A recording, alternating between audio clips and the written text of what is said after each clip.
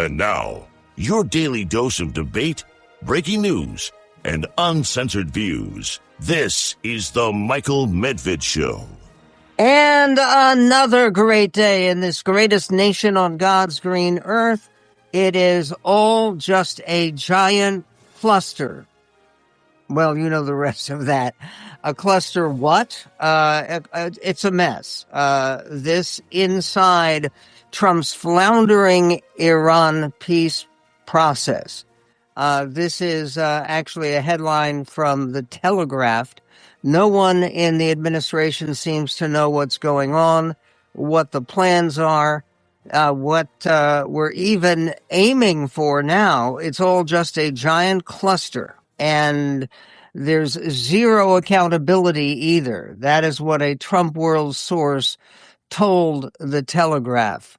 Breaking from CNN, the United States President, Donald J. Trump, said yesterday that the U.S. is indefinitely extending its ceasefire with Iran. That's a day before, less than 24 hours before, the ceasefire was set to expire.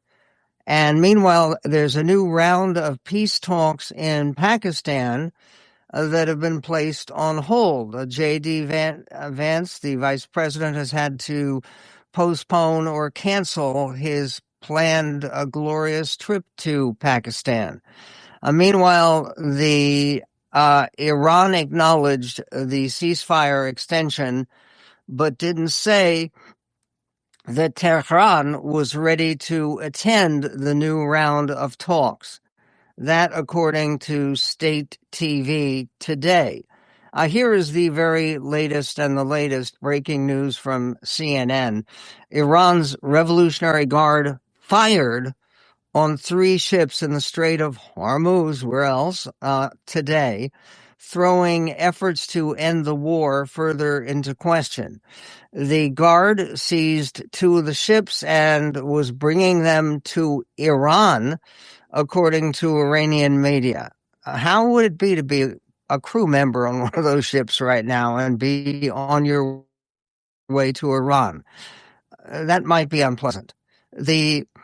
Earlier, President Trump had said the U.S. would continue to blockade Iranian ports, setting the stage for continued disruption to traffic in the critical waterway. Maybe warway was the right way to say it.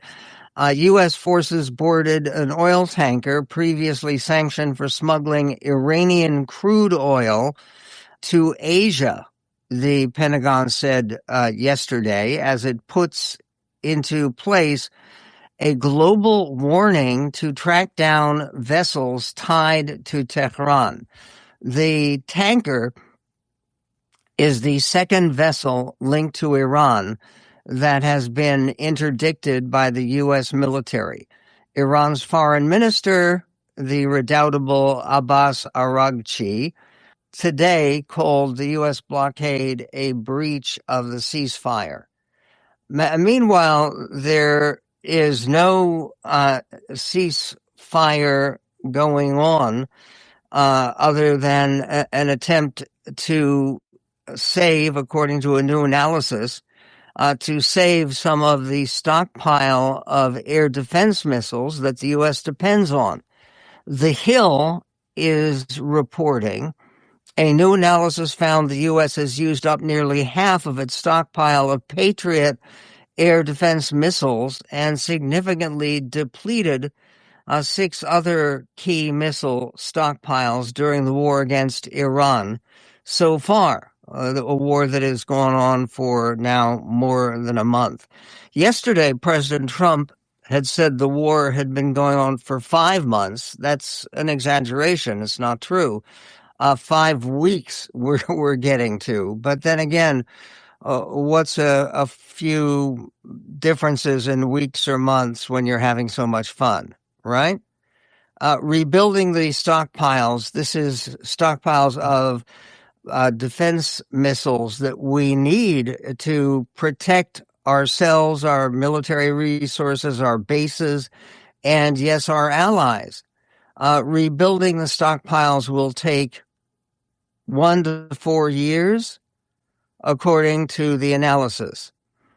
Meanwhile, a federal appeals court has narrowly ruled in favor of a Texas law requiring the Ten Commandments to be displayed in public schools.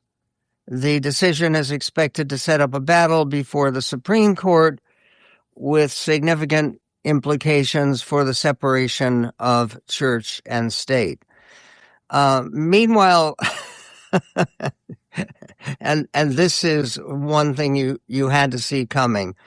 The approval of Congress has set an all-time record. That should be disapproval. This is a coverage in Politico. Americans' disapproval of Congress has matched an all-time high. This is according to a new authoritative poll from Gallup. They find that the beleaguered institution, namely the Congress of the United States, the body laid out in Article 1 of the Constitution, as Congress of the United States grapples with scandals, expulsions, and its role as a co-equal independent branch of Congress. The survey released today shows that what percentage of Americans approve of Congress? Are you ready? 10%, just barely above 2013's all-time low of 9%. In contrast, what percentage of Americans say they disapprove of the job Congress is doing? Okay, hold on to your seat. 86%. In other words, 86% disapprove of Congress, 10% approve. And again, I love the line from the late John McCain, who gave much of his life to the Senate of the United States.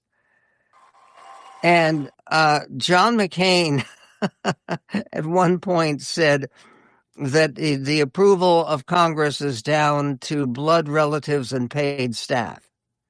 And that's it. And that's kind of where we are now. 86-10, we people disapprove of the Congress of the United States. So this is now matching the historic high of disapproval in over 50 years that Gallup has been asking Americans for their opinions on the legislative branch.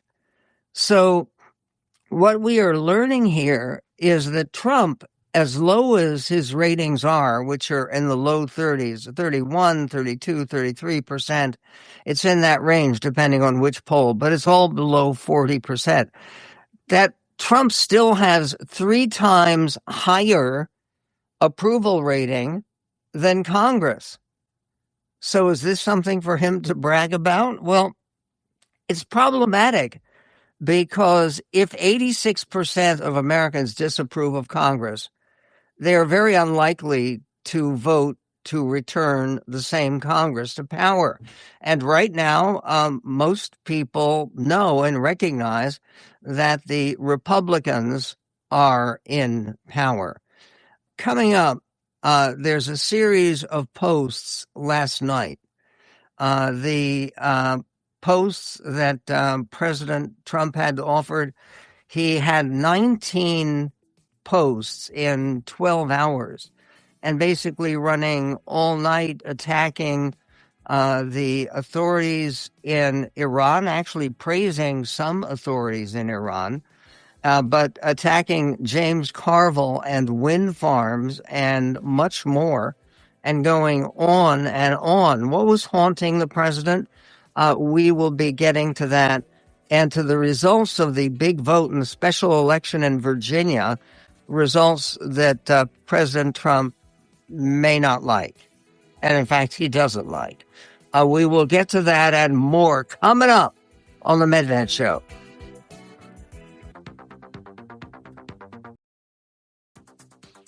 And the news from the Hill shows that the president's approval rating reached a new second-term low in the latest poll from the Associated Press National Opinion Research Center for Public Affairs. dropping down to 33%, which is still 3 times more than approve of the Congress of the United States. They are reporting in the Daily Beast, President Donald Trump spent the night firing off posts on his social media platform, Truth Social, repeatedly taking aim at both his domestic political enemies and the leaders of Iran. But he actually was more mixed on the leaders of Iran. He's more hostile to his domestic political enemies. The Truth Social rampage culminated in a flurry of 14 posts in less than an hour. He's a busy boy. The meltdown came just 5 days after it was revealed that Trump was kept out of a crisis room where they were handling the rescue of 2 U.S. airmen in Iran because the president had become too agitated. White House aides have begun leaking signs of the president's spiraling mental health to media outlets. The latest fit of rage began with a statement announcing the extension of the ceasefire with Iran just after 4 p.m. Thursday. This is the statement of President Donald J. Trump based on the fact that the government of Iran is seriously fractured, not unexpectedly so, and upon the request of Field Marshal Asim Munir and Prime Minister Shehbaz Sharif of Pakistan, we have been asked to hold our attack on the country of Iran until such time as their leaders and representatives can come up with a unified proposal. I have therefore directed our military to continue the blockade and in all other respects remain ready and able, and will therefore extend the ceasefire until such time as their proposal is submitted and discussions are concluded one way or the other. Signed, President, and then in capital letters, Donald J. Trump.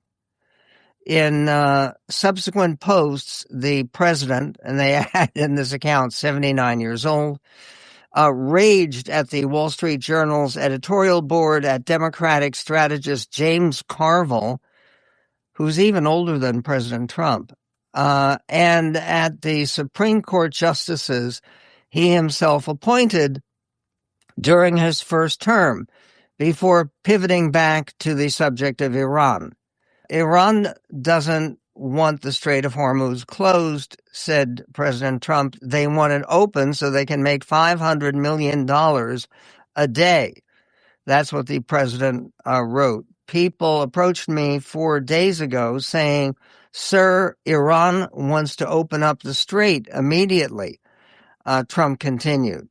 "But if we do that, there can never be a deal with Iran unless we blow up the rest of their country, their leaders included." The president also celebrated the news that Pennsylvania would keep 2 coal-fired power plants open, and he hit back at radical left lunatics, in his words, who wanted to build wind farms instead. Radical left lunatics wanted to get rid of these wonderful coal plants in favor of wind farms, which kill the birds and are both costly and ineffective, Trump wrote, repeating one of his favorite talking points about the supposed dangers of wind energy. We will never allow that to happen. Okay? Meanwhile, there's much more, because the Trump exploded at James Carville, who's 81, 2 years older than President Trump. And he offered a wild 340-word tirade, written rampage. He followed his rants with links to several news articles published by the Washington Post and Just the News, including a favorable opinion piece from November 2025 on Trump's success in Pennsylvania, and articles about Russiagate, supposed voter fraud in the 2020 election. Boy, that's a favorite. That's a golden oldie. and the Southern Poverty Law Center being indicted for fraud. In the next 20 minutes, between 11:41 p.m. and midnight, he published 10 posts in quick succession. Trump began his late-night flurry of posts by returning to his favorite topic of the day, writing, quote, "Iran is collapsing financially. They want the Strait of Hormuz opened immediately. Starving for cash, losing $500 million a day. Military and police complaining that they are not getting paid.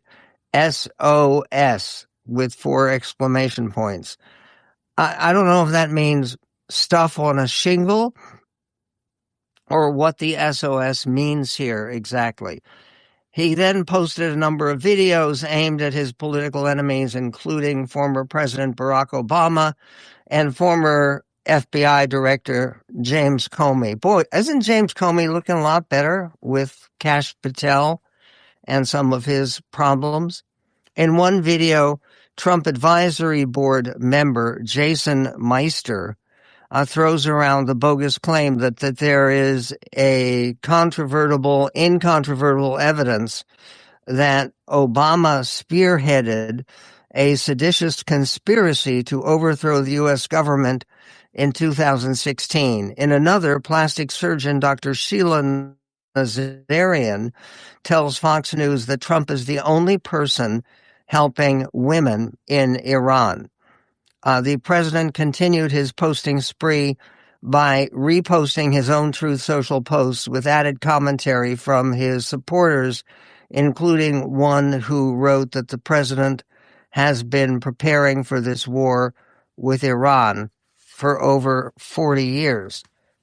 Do you think that 40 years ago he had a belief that he was going to be president? The president posted a total of 19 times in 12 hours, including 10 times in a 20-minute span around midnight. This is his last post, published just after midnight, featured a video of Jim Hansen, the chief strategist for the Middle East Forum, analyzing the president's supposed successes in Iran in an appearance on Fox News, Jesse Waters' prime time. But this is also prime time to register the big victory that occurred yesterday at a special election in Virginia. That was an election that could have the creation of 5 new Democratic seats in Congress. What happened in that special election in Virginia and why? We will talk about that with Hans Nichols, a political reporter at Axios, coming up on the Medved Show.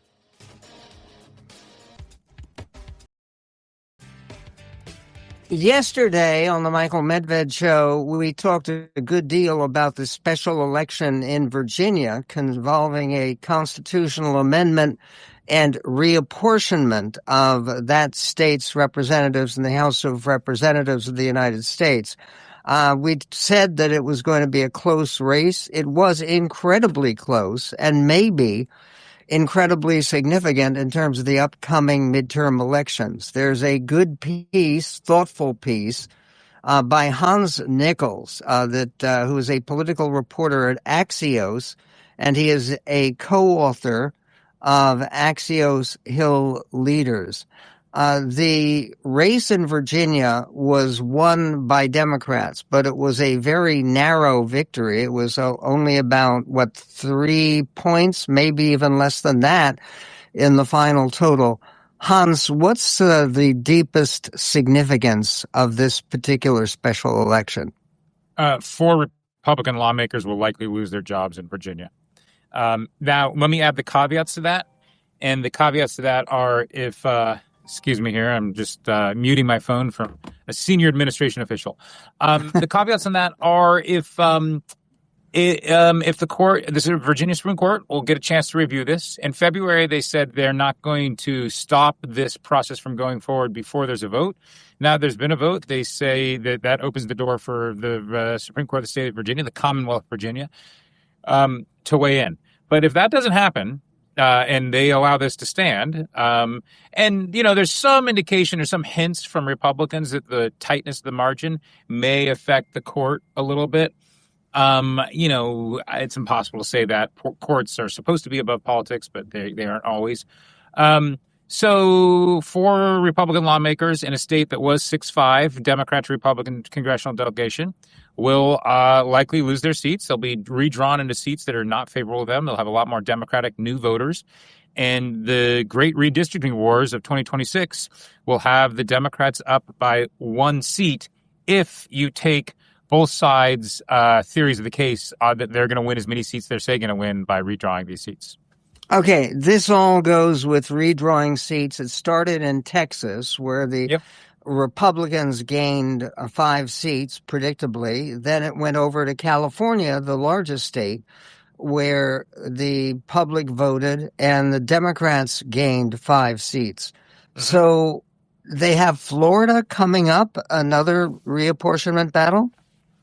Yeah, we don't know for certain whether or not Governor DeSantis in Florida. He said he's going to call the legislature back next week, and everyone expects him to to sort of respond to Virginia or redraw the maps there. Now, Florida has some unique circumstances. The Supreme Court has allowed them to do mid-cycle redistricting. My joke on redistricting and gerrymandering is that it's like day drinking, which is to say, it's kind of bad if you're drinking during the day, but no one gives you a dirty look if you drink at the end of the day, right? And so we all do. Every state does part of it. Yeah, well, I don't know. Is he the end of the day? Yeah, I guess we have him. It depends on the time zones, right? So everyone does redistricting every 10 years. You do at the end of the decade. That's that's what's that. The great cartographers of our generation who are not mapping coastlines on a distant continent, they are mapping demographic trends to maximize the ability of their party to get 52, 53%. They do this every 10 years, right? And so the question is, will Florida join this day drinking sort of trend? And how aggressive are they going to get? And this is where it gets sort of tricky because you can squint at a lot of these maps and say, I see 6 new Republican seats or 6 or 5 new Democratic seats. The problem is sometimes you squint too much. And by trying to draw 5 new Republican seats, let's say they go aggressive in Florida and they go 5, you might actually lose a few. So you can solidly maybe get 3 and be comfortable about that, but 5 may be a bit of a stretch. And so the question for DeSantis is how aggressive he's going to get. And what I mentioned at the top, Florida has sort of strict rules on you can't actually say it's gerrymandering. You just say you're redrawing the districts. But DeSantis, you can say a lot of things about DeSantis, pretty good lawyer, a guy that knows how to color inside the lines to get what he wants. So I don't suspect you see any sort of process mistakes from him there. But he just has to decide if he's going to go safe or go big. There was one Republican state, Indiana, where the legislature decided not to play this reapportionment game. What led Indiana to stand back from this carnival of redistricting? And by the way, usually it only occurs every 10 years. Now it's occurring every 5 years, apparently. Why was Indiana different? Decency. If you ask them, look, like Indiana said, we don't do this. This is just we have a more bipartisan tradition here. We are going to follow the rules, and we are going to do it on cycle, which is after the census, right? It makes sense after 10 years. Like you get new numbers, if you're going to have a new congressional seat or lose a congressional seat. And, people shift it around. So that's why you do it on a 10-year basis. It's not necessarily every 5 years. You can do it whenever. It's just that Donald Trump really wanted to go big now. So, and the courts, since I think 2001, Texas went through this the first time. The Supreme Court has been fine with mid-cycle redistricting, mid-cycle gerrymandering, if you want to use that term. So, folks in Indiana would say it was fundamental decency that kept them from doing this. They withstood a lot of pressure from the President of the United States. J.D. Vance went out there. Republicans in Washington will say it was naivete and silliness that prevented Indiana from going forward because Indiana is a plus 20 Trump state and Democrats have decent representation there. The state of Virginia was a plus 5 Kamala Harris state, 5.5. And it went from 6-5 Democrats to Republicans to 10-1. So just for comparison, they were in Virginia, they drew 4 more Democratic seats. In California, they drew 5 more Democratic seats. The difference between California and Virginia is that California has 53 congressional districts and Virginia has 11. So it was a very aggressive gerrymandering play. And it looks like the voters approved it. And we're now just have to wait for final approval from the Supreme Court. Well, you say in your article in Axios that if you add up all of the changes, the ones in California and in Texas and now in Virginia, it ends up being something of a wash. It may not mean more than 1 or 2 seats in terms of the Congress. Right now, Democrats, if you think Republicans are really going to get +5 in Texas, which there's some debate about that, even in the Republican Party, Democrats are leading the redistricting wars by 1 seat. If let's just say DeSantis does 3, then after all this, Republicans will have picked up maybe 2 seats. So, I tend to think that, we could have an incredibly tight election if it comes down to redistricting. That's great news for Republican. If they even win or if they lose the House because of redistricting, that's probably a pretty good night for them because that means it's not a wave election. And that probably also means they hold the Senate. So we'll just have to see what the environment looks like in 6 months. You don't meet a lot of Republicans in Washington, D.C. that are confident about their ability to withstand what could be a blue wave in 2026. Well, it's early. There's a new Gallup poll that shows that public approval of the Congress of the United States has hit an all-time low of 10%, with 86% of voters disapproving of Congress. The reapportionment that Hans Nichols describes in Axios is maybe one of the reasons that the approval of Congress has become so sharply reduced and so negative. 86% disapproval. Hans, thanks for your contribution. We'll look forward to speaking to you again.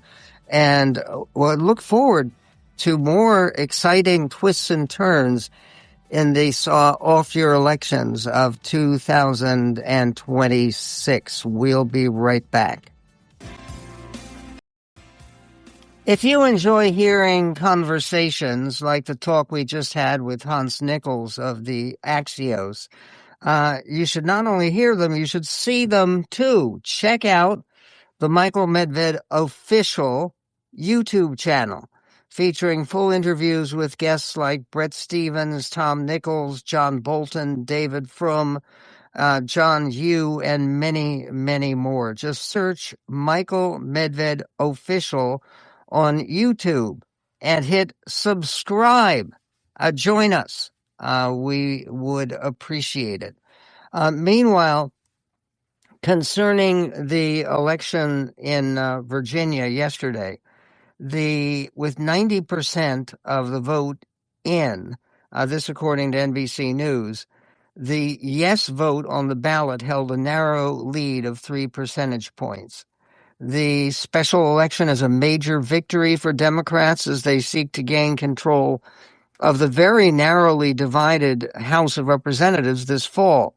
Democrats have now won statewide votes in California and Virginia to redraw the congressional maps as part of the mid-decade redistricting arms race that began last year when President Donald Trump urged GOP-led states to alter their district lines. Republicans had hoped they could insulate their 3-seat House majority, but the result of the redistricting back and forth may end up being close to a wash. The Democrats' proposed map is designed to leave just one solidly Republican district out of the 11 in the state of Virginia. Currently, Virginia is represented by 6 Democrats and 5 Republicans in the House, and it may end up being represented now by 10 Democrats and 1 Republican. In a statement, the governor, Abigail Spanberger, newly elected, said she was looking forward to campaigning with candidates to win the newly drawn congressional seats and said she was committed to returning to the state's bipartisan redistricting after the 2030 census. Supporters of the measure flooded the zone with early ads, writes NBC, putting former President Barack Obama front and center. Governor Spanberger did not enthusiastically embrace the redistricting effort as a candidate last year, but as governor, she hit the campaign trail in support of the referendum, as did other national figures like the House Minority Leader Hakeem Jeffries, a Democrat from New York. Trump, meanwhile, stayed silent on the race. That's uncharacteristic. Until Monday night this week, when he added a tele-rally to his schedule at the last minute and called in to a conservative radio show in Virginia. While Virginia is a blue-leaning state, Democrat-leaning, and one where Spanberger won by 15 points in last fall's election, Democrats faced challenges as a party that had long been opposed to partisan gerrymandering in selling a map made up of jagged districts radiating messily from northern Virginia throughout the rest of the state. All of this going on, so far 6 states, Texas, North Carolina, Missouri, Ohio, Utah, and California, have enacted new maps in the last year, giving Republicans as many as 9 new seats and Democrats up to 6 new seats. Once Virginia enacts the map authorized by the election yesterday, Democrats could win as many as 10 new House seats due to redistricting. So that looks like 9 new seats for Republicans, 10 new seats for Democrats, and there's a 3-vote Republican advantage right now. This is why there is so much attention being paid to the redistricting issue. Senator Tim Kaine of Virginia was on MS Now, and he actually saw this as a revolutionary struggle against tyranny. This is clip 11 with Senator Tim Kaine of Virginia. You know, Virginia is a state that a few years ago voted by referendum that we wanted redistricting to be nonpartisan. Mm-hmm. But we also have a state motto that says sic semper tyrannis, we will stand up to tyranny. And when Donald Trump weaponized redistricting, first in North Carolina in 2023, and the 3 seats that he stole were the margin of victory for the reconciliation bill that kicked 80,000 Virginians off the SNAP food benefit program and cut hundreds of millions of dollars of Medicaid funding to Virginia. Virginians said, look, we got to stand up to tyrants, and we don't want to have this president try to interfere with election results this November or in November of 28 with a Congress that doesn't have a backbone to stand up to him. Okay, and speaking of backbones to stand up, Democrats moved the dial in the vote yesterday. This according to CNN, clip 10. So if Virginia tonight says, we'll give you 4 more to the Democrats, look what happens. You're essentially back at the status quo, or a little better for the Democrats than they started without all this redistricting. One other wild card, and then I'll check the vote total. Florida State still may do this in the spring. That would advantage Republicans a few seats. But in the end, Anderson, in a year where the president is so unpopular right now, they're moving the dial a little bit. Democrats could actually come out a little bit ahead in this drama that President Trump started, thinking it would help him, or maybe just a little bit behind. The key here is, do they get those 4 seats in Virginia? So let's wrap by going back to the national map and taking a peek. And yes, has now pulled ahead by a little bit more. Still very close, 50 to just under 50, if you look at those very close numbers. But the momentum in the last hour of the vote count, as more votes are counted in the population center here in Northern Virginia, Richmond and the suburbs, the momentum is now on yes, but very, very close. You count to the end, Ed. Okay. Meanwhile, The Hill reports that the president's approval rating reached a new second-term low in the latest poll from Associated Press, NORC, Center for Public Affairs Research. dropping all the way down to 33%. That's a drop of 5 points from the pollster's previous survey conducted last month, in the month of March. 2/3 of respondents said they disapproved of Trump's job performance this month, the highest mark of disapproval of his second term. The results come as his approval numbers have taken a bad hit in recent weeks amid the war in Iran and its impact on the economy. Pollsters found 70% of respondents who said they disapproved of Trump's handling of the economy. Just 30% approved. Coming up next hour on the Michael Medved Show, we'll talk a little bit about the situation of Kash Patel. And should he change the spelling of his name from Cash to Cash with a C, not Kash, but Cash, because he's looking forward to collecting a lot of money, $250 million, for defamation about Kash Patel's drinking. We will get to that. We will also get to the reverberations of the firing, and it was a firing, of the Lori Chavez Remer, who was the Secretary of Labor of the United States, but not anymore. And she stands accused of being involved with a bodyguard to her detail in the Department of Labor. She is going to be replaced. And given how intensely partisan everything seems to be right now, there could easily be a fight, an ongoing fight on confirmation.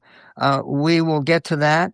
And a politician tries his hand at comedy. It doesn't always work out. But we will give some attention to somebody who's not generally noted for a sense of humor, John Kerry. That and more coming up in This Greatest Nation on God's Green Earth. Here's a special discount, 50% off just for being a MedHead annual member. Join today at michaelmedved.com.